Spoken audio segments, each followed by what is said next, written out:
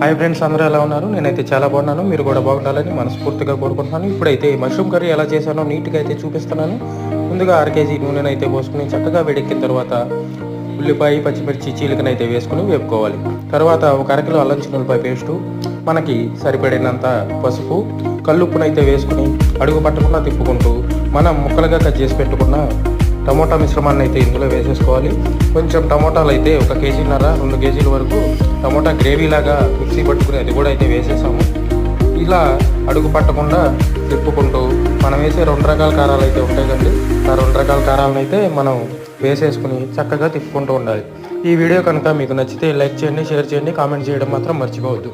ఇలాంటి వీడియోలు మరెన్నో తీసి మీకైతే చూపిస్తానండి. ఛానల్ని మాత్రం సబ్స్క్రైబ్ చేసుకోండి. చక్కగా ఇలా అడుగు పట్టకుండా తిప్పుకుంటూ నూగులు, గసగసాల గ్రేవీని అయితే ఒక 1/2 కిలో అయితే వేసేసాము. చక్కగా